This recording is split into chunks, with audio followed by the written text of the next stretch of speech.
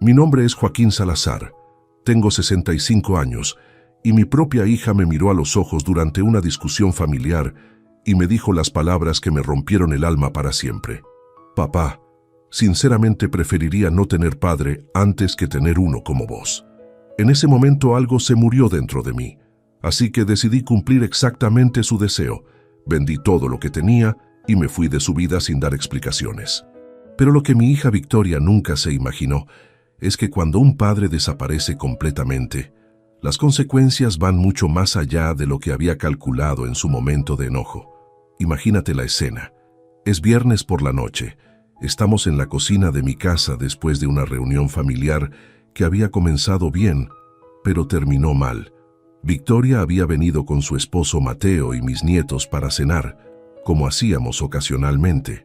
Pero durante la cena surgió una discusión sobre decisiones que yo había tomado respecto a mi jubilación y mis planes para el futuro. Victoria no estaba de acuerdo con que yo hubiera decidido vender mi negocio de carpintería para jubilarme completamente. Consideraba que era irresponsable que un hombre de mi edad no tuviera planes más estructurados para sus años dorados. Quería que yo invirtiera en un departamento más pequeño cerca de su casa, que organizara mis finanzas de manera que pudiera ayudar con los gastos de los nietos, que fuera más predecible en mis decisiones. Yo le expliqué que después de trabajar 45 años como carpintero, había ganado el derecho de elegir cómo vivir mis años de jubilación, que había vendido el negocio por un buen precio, que tenía ahorros suficientes, que quería explorar cosas que nunca había tenido tiempo de hacer, viajar, aprender nuevas habilidades, tal vez mudarme a un lugar con mejor clima. Pero para Victoria, mis planes eran evidencia de egoísmo senil y falta de responsabilidad familiar. Me acusó de estar pensando solo en mí mismo sin considerar cómo mis decisiones afectaban a la familia. Cuando le pregunté específicamente cómo mis planes la afectaban a ella, la respuesta me destrozó. Papá, durante años esperé que fueras el padre que necesitaba, alguien que me diera seguridad, que planificara el futuro, que fuera un ejemplo de responsabilidad. Pero siempre fuiste impulsivo. Siempre tomaste decisiones sin consultar. Siempre hiciste lo que se te antojaba sin pensar en las consecuencias. Sinceramente, preferiría no tener padre antes que tener uno como vos. Esas palabras cayeron sobre mí como un martillo. 40 años de sacrificio, de trabajar desde el amanecer hasta el anochecer para mantener a mi familia, de pagar su educación universitaria, de estar presente en cada momento importante de su vida, todo reducido a preferiría no tener padre antes que tener uno como vos. Pero acá viene lo que Victoria nunca se imaginó. Su viejo papá, ese carpintero que ella consideraba irresponsable e impulsivo, estaba a punto de tomar la decisión más definitiva de su vida. Si ella prefería no tener padre, iba a conseguir exactamente lo que había pedido. Escucha esta historia hasta el final, porque lo que hice después de escuchar esas palabras va a cambiar completamente tu perspectiva sobre las consecuencias de las palabras crueles que decimos en momentos de enojo. Y cuéntame en los comentarios desde qué país me estás escuchando y si alguna vez alguien de tu familia te dijo algo tan hiriente que cambió todo para siempre. Para que entiendas bien esta historia, tengo que contarte quién soy y cómo llegué hasta esa cocina escuchando a mi hija desear no tener padre. No siempre fui este hombre que su hija considera un fracaso paternal. Durante 45 años fui Joaquín Salazar, carpintero de oficio, el hombre que construyó casas, fabricó muebles y reparó lo que estaba roto para cientos de familias en nuestra ciudad. Me casé con Esperanza cuando tenía 24 años.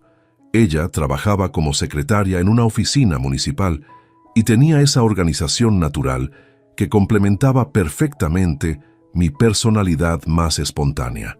Compramos una casa pequeña en un barrio de trabajadores, donde pensábamos criar a nuestros hijos y construir una vida familiar sólida. Esperanza y yo tuvimos 2 hijos, Victoria, que ahora tiene 39 años, y Roberto, de 36. Ambos crecieron viendo a su padre trabajar con las manos, construir cosas útiles y hermosas, resolver problemas prácticos con creatividad y persistencia. Les enseñé a usar herramientas desde chicos, a valorar el trabajo bien hecho, a entender que la satisfacción viene del esfuerzo honesto. Victoria siempre fue la más académica de los dos. Desde chica, mostró preferencia por los estudios sobre el trabajo manual. Quería ser abogada, tener una carrera profesional, vivir una vida diferente de la que habíamos tenido sus padres. Yo apoyé completamente sus ambiciones, trabajando horas extras durante años para pagar su universidad privada. Roberto, por el contrario, mostró interés temprano en seguir mis pasos como carpintero. Pasaba las tardes conmigo en el taller, aprendiendo técnicas, desarrollando el ojo para la madera de calidad, entendiendo que trabajar con las manos podía ser tan satisfactorio como cualquier carrera universitaria. Cuando terminó la secundaria, se unió oficialmente a mi negocio como socio junior. Durante años, nuestra familia funcionó bien con estos diferentes caminos profesionales. Victoria se convirtió en una abogada exitosa. Se casó con Mateo, un contador, y tuvo 2 hijos hermosos: Camila, de 12 años, y Santiago, de 9. Roberto se casó con Ana, una maestra. Tienen una hija llamada Lucía, de 8 años, y juntos ampliamos el negocio familiar de carpintería hasta convertirlo en una empresa respetada en la región. Esperanza murió hace 5 años, cáncer de colon. Luchó durante 2 años, pero la enfermedad ganó la batalla. Durante esos 2 años, tanto Victoria como Roberto estuvieron presentes, ayudando con el cuidado, organizando turnos para acompañarla a tratamientos, asegurándose de que no estuviera sola durante los momentos más difíciles. Después del funeral, me quedé solo en la casa que habíamos compartido durante 35 años. Roberto me visitaba regularmente porque trabajábamos juntos y porque genuinamente se preocupaba por mi bienestar. Victoria también venía ocasionalmente, pero siempre había una tensión subyacente en nuestras conversaciones. La tensión venía de diferencias fundamentales en cómo veíamos la vida. Victoria valoraba la planificación, la previsibilidad, la seguridad financiera estructurada. Yo había vivido siempre con un enfoque más flexible: trabajar duro, ahorrar cuando podía, tomar oportunidades cuando aparecían, confiar en que las cosas se resolverían con esfuerzo y creatividad. Durante mis años de viudez, estas diferencias se volvieron más pronunciadas.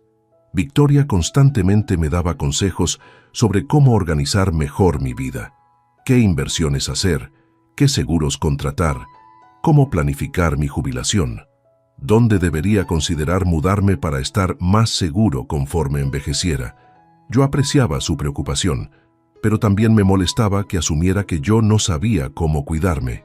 Había sobrevivido 60 años, había construido un negocio exitoso, había criado 2 hijos capaces, había atravesado la muerte de mi esposa sin desmoronarme. No era el incompetente que sus consejos constantes parecían sugerir. El punto de inflexión llegó hace 1 año, cuando decidí vender mi parte del negocio de carpintería a Roberto. No fue una decisión impulsiva, como Victoria la caracterizó esa noche. Fue el resultado de meses de reflexión sobre lo que quería hacer con los años que me quedaban. Después de la muerte de Esperanza, había empezado a sentir que la vida es más corta y más frágil de lo que pensamos cuando somos jóvenes. Quería tiempo para explorar intereses que había postergado durante décadas de responsabilidades familiares y laborales. Quería viajar a lugares que Esperanza y yo habíamos planeado visitar, pero nunca llegamos a conocer por las demandas del trabajo y la crianza. También quería libertad para tomar decisiones espontáneas sin tener que consultar horarios de trabajo o responsabilidades comerciales. Si me despertaba un martes y quería manejar hasta la costa, no quería tener que preocuparme por clientes que esperaban entregas o empleados que necesitaban supervisión. Cuando les expliqué mis planes a mis hijos, Roberto los entendió inmediatamente. Como carpintero, sabía lo demandante que había sido el negocio durante décadas. También sabía que yo había entrenado a suficientes empleados para que la empresa pudiera continuar exitosamente bajo su liderazgo. Me apoyó completamente y me ofreció un precio justo por mi participación. Pero Victoria reaccionó como si hubiera anunciado que me iba a tirar desde un puente. «Papá, ¿cómo podés tomar una decisión tan importante sin consultar con toda la familia? ¿Y si algo te pasa? ¿Y si necesitas dinero para emergencias médicas? ¿Y si los chicos necesitan ayuda con la universidad? Sus preocupaciones eran válidas, pero revelaban una suposición fundamental que me molestaba, que yo era incapaz de evaluar mi propia situación financiera y tomar decisiones responsables sobre mi futuro. Había trabajado durante 45 años, había ahorrado dinero, había hecho inversiones modestas pero sólidas. No era rico, pero tenía recursos suficientes para vivir cómodamente durante mis años de jubilación. Más importante aún, había ganado el derecho de elegir cómo vivir esos años. Había cumplido todas mis responsabilidades parentales, criar hijos exitosos, pagar su educación, estar presente durante las crisis familiares. Ahora quería tiempo para mí mismo, tiempo para explorar quién era Joaquín Salazar, más allá de papá de Victoria y Roberto o esposo de Esperanza. Pero Victoria interpretó mi deseo de independencia como irresponsabilidad senil. Durante meses después de la venta del negocio, me bombardeó con consejos no solicitados, críticas sobre mis decisiones y sugerencias sobre cómo debería reorganizar mi vida para hacerla más predecible y segura. Cada conversación se convertía en una lección sobre planificación financiera. Cada decisión que tomaba era cuestionada. Cada plan que mencionaba era analizado para identificar posibles problemas. Gradualmente, dejé de compartir mis ideas y planes con ella porque sabía que cualquier cosa que dijera sería objeto de crítica y consejos no deseados. La tensión llegó a su punto máximo esa noche de viernes cuando Victoria vino a cenar con su familia. La conversación había empezado inocentemente. Los nietos me contaron sobre el colegio. Mateo mencionó algunos proyectos de trabajo. Victoria habló sobre casos legales interesantes que estaba manejando. Pero cuando mencioné casualmente que estaba considerando vender la casa y mudarme a un pueblo costero que había visitado durante mis recientes viajes, Victoria explotó. «Papá, ¿estás loco? ¿Cómo vas a vender la casa donde viviste con mamá? ¿Cómo vas a mudarte a un lugar donde no conoces a nadie? ¿Y si te enfermas? ¿Y si necesitas ayuda?» Su reacción fue tan intensa que los nietos se asustaron. Mateo trató de calmar la situación, sugiriendo que era una conversación que podíamos tener otro día con más calma, pero Victoria no podía dejarlo pasar. Para ella, mi consideración de mudanza era evidencia final de que yo había perdido el juicio. La discusión escaló durante 1 hora, con Victoria enumerando todas las maneras en que mis decisiones de jubilación habían sido irresponsables, todos los riesgos que no había considerado, todas las razones por las que necesitaba supervisión familiar para tomar decisiones importantes. Finalmente, cuando le pregunté directamente por qué mis decisiones sobre mi propia vida la afectaban tanto, soltó las palabras que cambiaron todo. Sinceramente, preferiría no tener padre antes que tener uno como vos. El silencio que siguió fue absoluto. Mateo se puso pálido. Los nietos miraban confundidos. Roberto, que había llegado hacia el final de la visita, se quedó parado en la puerta sin saber qué decir. Pero yo sentí una claridad extraña, como si finalmente entendiera algo que había estado confuso durante meses. «Victoria», le dije con una calma que me sorprendió a mí mismo, «entiendo perfectamente lo que acabas de decir, y tenés razón. Tal vez sería mejor para vos no tener padre. Así no tendrías que preocuparte por mis decisiones irresponsables». Esa noche, después de que se fueron todos, me quedé despierto hasta el amanecer, tomando decisiones que cambiarían mi vida para siempre. Si Victoria prefería no tener padre, iba a conseguir exactamente lo que había pedido, pero no de la manera que había imaginado cuando dijo esas palabras en un momento de enojo. A la mañana siguiente, sábado, empecé a ejecutar un plan que había estado formándose en mi mente durante horas. Primero llamé a un agente inmobiliario para poner la casa en venta inmediatamente. Segundo, llamé al banco para cerrar cuentas locales y transferir todo a una cuenta que había abierto en otro país durante mis viajes recientes. Tercero, llamé a una empresa de mudanzas para organizar el traslado de mis pertenencias personales a un depósito privado. Cuarto, compré un boleto de avión con fecha abierta para salir del país la semana siguiente. Quinto, escribí una carta que dejaría explicando mis decisiones, pero sin revelar mi destino específico. Durante toda la semana siguiente, Trabajé metódicamente para desaparecer de la vida de Victoria, sin dejar rastros. Vendí mi auto, cerré servicios, transferí documentos importantes, liquidé inversiones locales. Cualquier cosa que me conectara a mi vida anterior fue cerrada, vendida o transferida. La carta que dejé era simple. Victoria, decidiste que preferías no tener padre antes que tenerme a mí. He decidido cumplir tu deseo. No me busquen, no me contacten, no traten de encontrarme. Van a vivir mejor sin tener que preocuparse por las decisiones irresponsables de un padre que no valoraban. Joaquín. El miércoles de la semana siguiente abordé un avión hacia Uruguay, un país que había visitado durante mis viajes de jubilación y donde había encontrado una comunidad de expatriados jubilados que vivían vidas similares a la que yo quería construir. Había alquilado un apartamento pequeño en Montevideo y tenía suficiente dinero para vivir cómodamente durante años. Durante el vuelo reflexioné sobre la decisión que había tomado.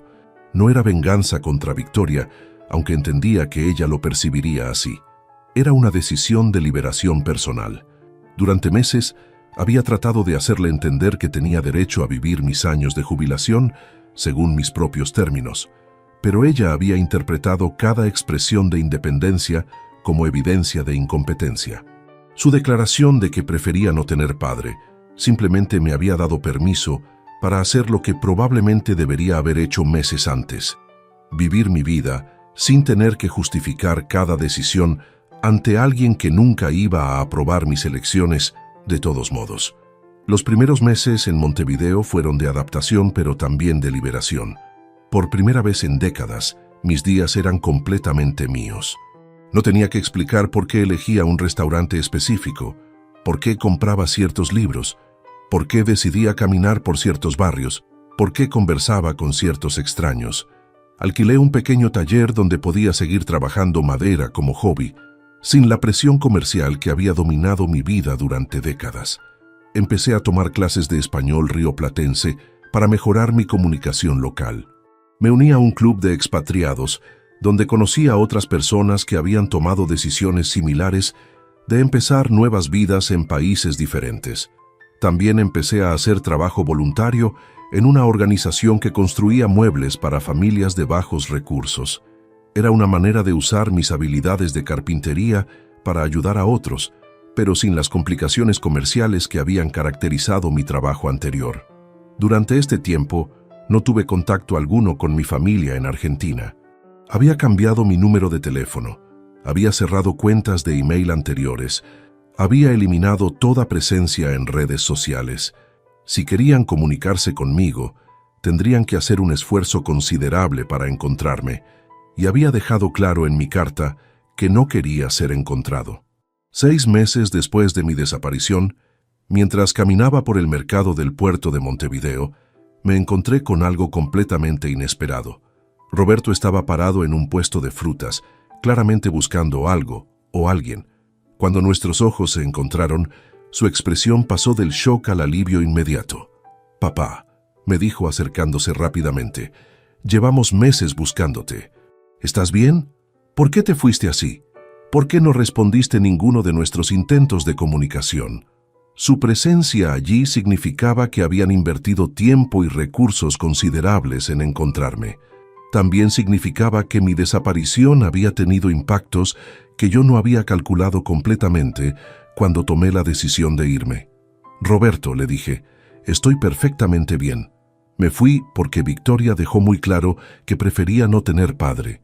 Decidí cumplir su deseo y también librarme de la responsabilidad de justificar mis decisiones ante alguien que nunca las iba a aprobar».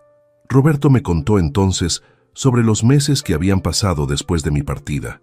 Victoria había entrado en pánico cuando se dio cuenta de que yo había desaparecido completamente. Había contratado investigadores privados, había contactado consulados, había revisado registros de vuelos y hoteles, había gastado miles de dólares tratando de localizarme. También me contó algo que no había esperado. Los nietos habían reaccionado muy mal a mi desaparición. Camila y Santiago habían desarrollado ansiedad sobre si otros miembros de la familia también podrían desaparecer sin aviso. Habían estado preguntando constantemente cuándo iba a volver el abuelo, por qué se había ido, si habían hecho algo malo. «Papá», me dijo Roberto con lágrimas en los ojos, «Victoria se da cuenta de que cometió un error terrible. Está devastada por lo que te dijo. Ha estado en terapia tratando de entender por qué reaccionó tan mal a tu independencia. Toda la familia está sufriendo por tu ausencia». Su revelación me confrontó con consecuencias de mi decisión que no había considerado completamente. Había pensado en términos de mi relación con Victoria, pero no había calculado el impacto en Roberto, los nietos, o incluso en Victoria misma, más allá del alivio inmediato de no tener que lidiar con mi irresponsabilidad. Le expliqué a Roberto mi perspectiva sobre los meses anteriores a mi partida, cómo me había sentido constantemente juzgado, criticado y tratado como incompetente por Victoria, cómo sus consejos constantes y su desaprobación de mis decisiones me habían hecho sentir que no tenía derecho a vivir mis propios años de jubilación según mis términos. Roberto me escuchó con atención y después me dijo algo que me sorprendió. «Papá, creo que Victoria actuaba desde el miedo, no desde falta de respeto. Después de la muerte de mamá, creo que desarrolló terror de perderte también. Sus críticas a tus decisiones independientes venían del pánico de que pudieras lastimarte o enfermarte sin supervisión familiar. Su interpretación ponía las acciones de Victoria bajo una luz completamente diferente. No había considerado que su control excesivo podría haber sido una respuesta al trauma de perder a su madre. Había interpretado su comportamiento como falta de respeto, cuando podría haber sido una expresión disfuncional de amor y miedo. Pero también le expliqué que independientemente de sus motivaciones, el impacto de su comportamiento había sido hacerme sentir infantilizado y privado de autonomía en una etapa de la vida cuando más necesitaba sentir control sobre mis propias decisiones. Roberto me pidió que considerara regresar, al menos temporalmente, para tener conversaciones familiares que podrían resolver los malentendidos que habían llevado a esta situación extrema. Pero yo no estaba listo para volver. Había encontrado una vida en Uruguay que me satisfacía profundamente, y no quería arriesgar perderla volviendo a dinámicas familiares que podrían repetir los problemas anteriores. Sin embargo, acepté mantener comunicación regular con Roberto y gradualmente abrir canales de comunicación con otros miembros de la familia, incluyendo eventualmente Victoria, si ella podía demostrar que había desarrollado una comprensión diferente de mi derecho a autonomía personal. Durante los siguientes meses, Roberto me visitó varias veces en Montevideo. Estas visitas me permitieron mantener conexión familiar, sin someterme a las presiones y juicios que habían caracterizado mi relación con Victoria. También me dieron oportunidades de conocer cómo la familia estaba procesando mi ausencia y qué cambios estaban dispuestos a hacer para reconstruir relaciones más saludables. Un año después de mi desaparición, Roberto me trajo noticias significativas. Victoria había hecho terapia intensiva para entender sus patrones de comportamiento controlador y había llegado a comprensiones importantes sobre cómo el miedo a la pérdida la había llevado a ser excesivamente crítica conmigo. También había empezado a hacer cambios concretos en cómo manejaba relaciones familiares, dándole más autonomía a Mateo en decisiones domésticas y tratando de ser menos directiva con los nietos. Según Roberto, había expresado arrepentimiento genuino por sus palabras y comportamiento hacia mí. Pero más importante que su arrepentimiento era evidencia de cambio real en sus actitudes. Roberto me mostró conversaciones donde Victoria había defendido mi derecho a tomar decisiones independientes, cuando otros familiares cuestionaban por qué me había ido sin explicaciones. Después de mucha reflexión, decidí escribirle una carta a Victoria, explicando mi perspectiva sobre los eventos que habían llevado a mi partida. No era una carta de reconciliación, sino de clarificación. Quería que entendiera que mi decisión de irme no había sido impulsiva, sino el resultado de meses de sentirme irrespetado y controlado. La carta explicaba cómo su constante crítica de mis decisiones me había hecho sentir infantilizado, cómo su negativa a aceptar mi autonomía como adulto jubilado había erosionado mi autoestima y cómo su declaración de que prefería no tener padre había sido simplemente la culminación de un patrón de comportamiento que había estado desarrollándose durante meses. También le expliqué que había encontrado una vida satisfactoria en Uruguay, que estaba feliz y saludable, que había desarrollado nuevas amistades y actividades que me daban propósito y alegría, que no estaba viviendo como un ermitaño resentido, sino como un hombre que había encontrado la libertad de ser él mismo. La respuesta de Victoria a mi carta fue sorprendente. En lugar de defender sus acciones pasadas o tratar de convencerme de regresar, me escribió una disculpa profunda y reflexiva que demostraba comprensión genuina de cómo su comportamiento me había afectado. Reconocía que había confundido amor con control, que había tratado de manejar su miedo a perderme controlando mis decisiones en lugar de respetando mi autonomía. Admitía que su declaración sobre preferir no tener padre había sido cruel e injustificable, pronunciada en un momento de frustración, pero revelando actitudes subyacentes que necesitaba cambiar. Más importante aún, no me pidió que regresara.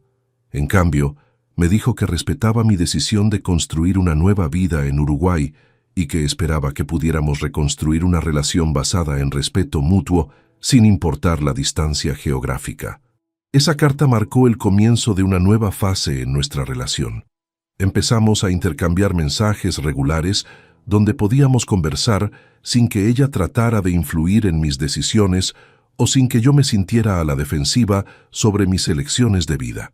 También empecé a tener comunicación directa con los nietos a través de videollamadas. Camila y Santiago habían crecido considerablemente durante mi año de ausencia y habían desarrollado curiosidad sobre mi nueva vida en otro país. Les gustaba escuchar sobre las diferencias culturales, sobre mi trabajo voluntario, sobre los amigos que había hecho en Montevideo.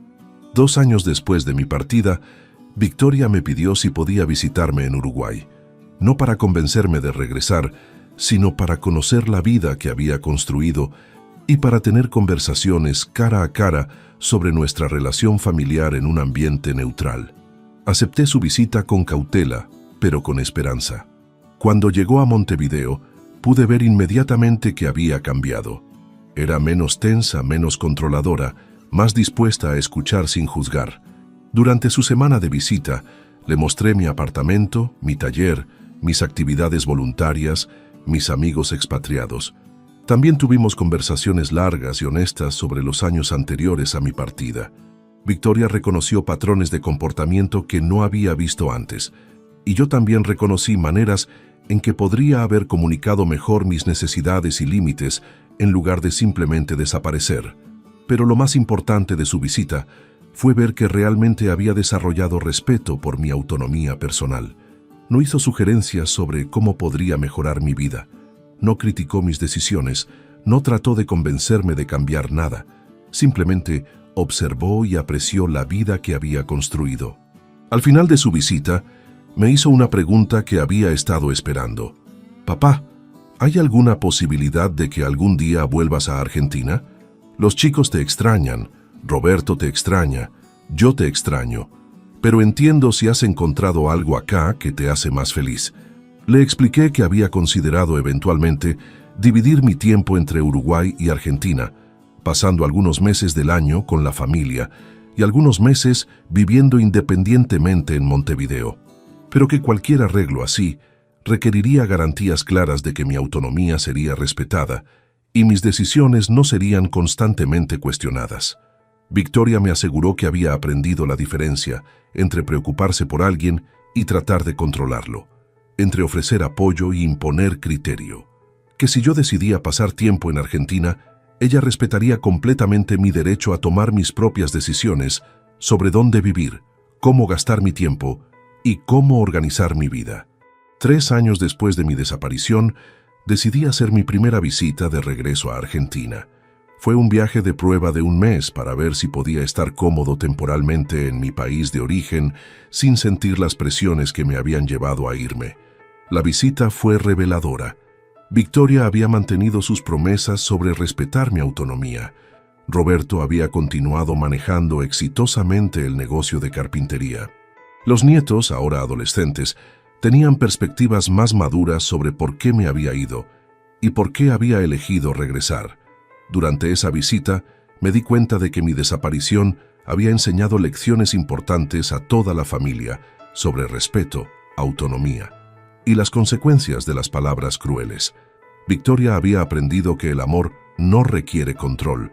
Los nietos habían aprendido que las acciones tienen consecuencias imprevistas. Roberto había aprendido a valorar más las relaciones familiares, porque había visto lo fácil que era perderlas. Ahora, 5 años después de mi desaparición original, vivo una vida dividida entre Uruguay y Argentina. Paso 6 meses del año en Montevideo, manteniendo mi independencia y las actividades que me dan satisfacción, y 6 meses en Argentina, reconectándome con familia y viejos amigos. Esta solución me permite mantener la autonomía que tanto valoré cuando me fui, mientras también mantengo conexiones familiares que son importantes para mi bienestar emocional. Victoria ha mantenido su crecimiento personal, respetando mis decisiones y tratándome como el adulto capaz que siempre fui. Los nietos, ahora de 17 y 14 años, ven a su abuelo como un ejemplo de alguien que defendió su derecho a vivir según sus propios términos. Camila me dijo recientemente que mi decisión de irme le enseñó que siempre tienes opciones, incluso cuando parece que no las tienes. Si me estás escuchando y te encuentras en una situación donde familiares están constantemente cuestionando tus decisiones, controlando tus elecciones, o haciéndote sentir incompetente para manejar tu propia vida, quiero que sepas que tienes opciones. No tienes que aceptar ser tratado como si fueras incapaz de tomar decisiones sobre tu propia existencia. No tienes que justificar cada elección ante familiares que nunca van a aprobar tus decisiones de todos modos. Y no tienes que vivir bajo supervisión familiar constante solo porque algunos miembros de tu familia han decidido que saben mejor que vos lo que es bueno para tu vida. Los adultos mayores tenemos derecho a autonomía, independencia y respeto por nuestras decisiones. Hemos vivido décadas, hemos enfrentado desafíos, hemos desarrollado sabiduría sobre lo que funciona para nosotros. Esa experiencia merece reconocimiento, no condescendencia. Si palabras crueles están afectando tu relación con familiares, habla claramente sobre cómo te hacen sentir antes de tomar decisiones drásticas, pero también entiende que a veces las decisiones drásticas son necesarias para proteger tu bienestar emocional y establecer límites que otros no han respetado voluntariamente. Mi historia comenzó con palabras terribles, pero se convirtió en una lección sobre autonomía, respeto y la posibilidad de reconstruir relaciones familiares sobre bases más sanas. Victoria aprendió que el control no es amor, y yo aprendí que huir no siempre es la solución, pero a veces es el primer paso necesario hacia el respeto mutuo. Los cambios que experimenté durante mis años en Uruguay fueron profundos y duraderos. Redescubrí quién era Joaquín Salazar, más allá de los roles familiares que habían definido mi identidad durante décadas. Aprendí que podía ser feliz y productivo viviendo según mis propios términos, sin tener que justificar cada decisión ante otros. También descubrí una comunidad de personas mayores que habían tomado decisiones similares de empezar nuevas vidas en países diferentes. Muchos habían enfrentado situaciones parecidas, familias que los trataban como incompetentes, hijos adultos que querían controlar sus decisiones, sociedades que asumían que la edad automáticamente reduce la capacidad de autodeterminación. En el club de expatriados conocí a Elena, una viuda española de 68 años que había vendido todo en Barcelona después de que sus hijos adultos trataran de forzarla a mudarse a un geriátrico contra su voluntad. Como yo, había encontrado en Uruguay la libertad de vivir independientemente y la dignidad de tomar sus propias decisiones. También conocí a Franz, un ingeniero alemán jubilado de 70 años que había dejado Múnich después de años de conflictos con su hijo sobre cómo manejar su herencia. Sus historias me ayudaron a entender que mi situación no era única, que muchas personas mayores enfrentan presiones similares de familias que confunden amor con control. Estas amistades enriquecieron mi vida de maneras que no había experimentado en Argentina. Por primera vez en décadas, mis conversaciones no giraban alrededor de responsabilidades familiares o problemas domésticos. Podía hablar de libros, de viajes, de filosofía, de arte, de cualquier tema que me interesara, sin preocuparme por cómo mis opiniones afectarían dinámicas familiares complicadas. Mi trabajo voluntario construyendo muebles para familias necesitadas también me dio un sentido de propósito que había perdido después de vender mi negocio. Podía usar mis habilidades de carpintería para ayudar a otros, pero sin las presiones comerciales y familiares que habían complicado mi trabajo anterior. Un proyecto particularmente significativo fue construir camas para un refugio de mujeres que habían escapado de relaciones abusivas. Trabajar con estas mujeres me ayudó a entender mejor mi propia experiencia de haber escapado de una relación familiar que se había vuelto tóxica, aunque en circunstancias muy diferentes. Durante mi cuarto año en Uruguay, decidí documentar mi experiencia escribiendo un blog para otros adultos mayores que podrían estar enfrentando situaciones similares. El blog se llamó Nunca es demasiado tarde para empezar de nuevo, y compartía tanto mis experiencias prácticas de mudarse a otro país como las lecciones emocionales sobre reclamar autonomía personal. El blog atrajo lectores de toda América Latina y España, muchos de ellos personas mayores que se sentían atrapadas en situaciones familiares controladoras. Algunos me escribían pidiendo consejos sobre cómo establecer límites con hijos adultos dominantes. Otros compartían sus propias historias de escape y renovación personal. Una carta que me impactó particularmente vino de una señora de 75 años de México que había estado viviendo con su hija y su yerno después de enviudar, pero que se sentía como una carga constante. Inspirada por mi historia, había empezado a hacer planes para mudarse a un apartamento independiente a pesar de las objeciones de su familia. Su historia me enseñó que el amor verdadero respeta la autonomía, me escribió. Si mi familia me ama, van a aprender a respetarme como la adulta capaz que soy. Si no pueden hacer eso, entonces tal vez es mejor que viva sola, pero con dignidad. Respuestas como esa me confirmaron que mi decisión de compartir mi experiencia públicamente estaba ayudando a otros a encontrar coraje para defenderse en situaciones similares. También me ayudaron a procesar mi propia experiencia y a articular lecciones que podrían ser útiles para otros. Durante mi quinto año en Uruguay, Victoria me visitó nuevamente, esta vez trayendo a los nietos para que conocieran mi nueva vida. Camila y Santiago, ahora de 17 y 14 años, estaban fascinados por la independencia que había construido y por las historias de otros expatriados que había conocido. «Abuelo», me dijo Camila durante esa visita, «me da orgullo que hayas defendido tu derecho a vivir como querías. Cuando sea adulta, voy a recordar tu ejemplo si alguien trata de controlar mis decisiones». Su comentario me confirmó que mi decisión había tenido impactos educativos positivos que se extenderían a futuras generaciones.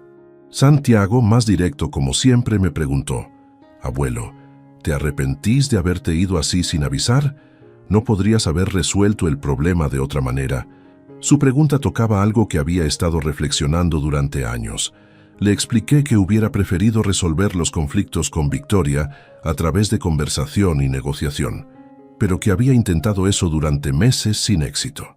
Mi desaparición había sido una medida extrema, pero había sido necesaria para demostrar que tenía opciones reales y que no iba a aceptar indefinidamente ser tratado como incompetente. «A veces», le dije, «las personas no escuchan palabras, pero sí entienden acciones. Tu mamá no entendía cuando le explicaba que quería autonomía, pero sí entendió cuando desaparecí completamente. No fue la manera ideal de comunicarse, pero fue efectiva». Victoria, que había estado escuchando nuestra conversación, agregó algo que me sorprendió. «Papá tiene razón. Yo no estaba escuchando realmente lo que me decía sobre su necesidad de independencia. Estaba tan concentrada en mis propios miedos que no podía ver que lo estaba ahogando con mi sobreprotección». Esa admisión de Victoria representó un nivel de comprensión que había desarrollado durante años de terapia y autorreflexión. Ya no estaba defendiendo sus acciones pasadas, sino reconociendo genuinamente cómo habían afectado mi bienestar y mi dignidad. Durante los últimos años, nuestra relación reconstruida se ha basado en principios que nunca habíamos articulado claramente antes. Respeto mutuo por las decisiones del otro, comunicación honesta sobre necesidades y límites, y reconocimiento de que el amor genuino no requiere control. Victoria ha aplicado estas lecciones no solo a su relación conmigo, sino también a su relación con Camila y Santiago, conforme se han vuelto más independientes. Ha aprendido a ofrecer apoyo sin imponer criterio, a expresar preocupación sin tratar de controlar resultados. Los nietos, ahora jóvenes adultos, han crecido con una comprensión más madura de la autonomía personal y la importancia de respetar las decisiones de otros, incluso cuando no las entiendan completamente. Camila está estudiando psicología y ha expresado interés en trabajar con familias que enfrentan conflictos intergeneracionales similares a los que vivimos nosotros. Santiago está considerando estudiar trabajo social, inspirado en parte por las historias que le he contado sobre mi trabajo voluntario en Uruguay y sobre las personas que he conocido que han superado situaciones familiares difíciles. Roberto ha continuado manejando exitosamente el negocio de carpintería, pero también ha desarrollado una comprensión más profunda de la importancia de mantener relaciones familiares basadas en respeto mutuo. Su matrimonio con Ana se ha fortalecido porque han aprendido a darse espacio individual dentro de su compromiso familiar. Mi historia se ha convertido en una especie de leyenda familiar que se cuenta como ejemplo de la importancia de escuchar realmente lo que los familiares están diciendo sobre sus necesidades y de las consecuencias imprevistas que pueden resultar de palabras crueles pronunciadas en momentos de enojo. Pero también se cuenta como una historia de redención y renovación, cómo relaciones familiares dañadas pueden ser reconstruidas cuando todas las partes están dispuestas a hacer cambios genuinos y a tratarse con respeto mutuo. Ahora, 8 años después de mi desaparición original, puedo decir que fue una de las mejores decisiones de mi vida. Me enseñó que nunca es demasiado tarde para defender tu dignidad, para reclamar tu autonomía, para construir una nueva vida basada en tus propios valores y deseos. También me enseñó que las relaciones familiares más sólidas son aquellas que sobreviven crisis y se reconstruyen sobre bases más honestas y respetuosas. Victoria y yo tenemos ahora una relación mejor de la que tuvimos durante años antes de mi partida, precisamente porque pasamos por el proceso difícil de reconocer y cambiar patrones disfuncionales.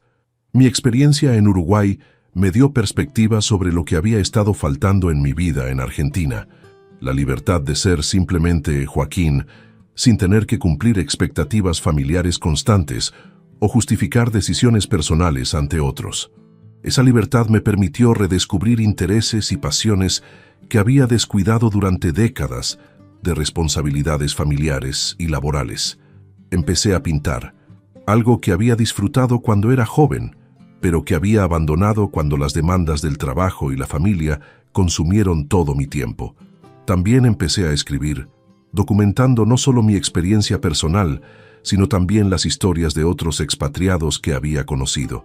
Estas historias se convirtieron en un libro que publiqué el año pasado, Segundas Oportunidades, historias de renovación personal después de los 60. El libro ha tenido una respuesta positiva de lectores que se identifican con las experiencias de empezar de nuevo más tarde en la vida. Muchos me han escrito contando cómo las historias los inspiraron a hacer cambios en sus propias vidas, ya sea estableciendo mejores límites con familias controladoras o tomando riesgos calculados para buscar mayor satisfacción personal. Una reseña particularmente emotiva vino de una mujer de 68 años que escribió: "Este libro me dio permiso para defender mi derecho a vivir según mis propios términos. Durante años, había aceptado que mi opinión sobre mi propia vida era menos importante que las preocupaciones de mis hijos adultos. Ahora entiendo que el respeto se gana, no se otorga automáticamente". Comentarios como ese me confirman que mi experiencia personal ha tocado algo universal sobre la lucha de las personas mayores por mantener autonomía y dignidad en sociedades que frecuentemente asumen que la edad reduce automáticamente la capacidad de autodeterminación. Si me estás escuchando y te encuentras en una situación donde familiares están constantemente cuestionando tu competencia, controlando tus decisiones o haciéndote sentir como si tus propias opiniones sobre tu vida no importaran, quiero que sepas que tienes más opciones de las que tal vez realizas. No tienes que aceptar ser tratado como si fueras incapaz de manejar tu propia existencia. No tienes que vivir bajo supervisión familiar constante solo porque algunos parientes han decidido que saben mejor que vos lo que es bueno para tu bienestar.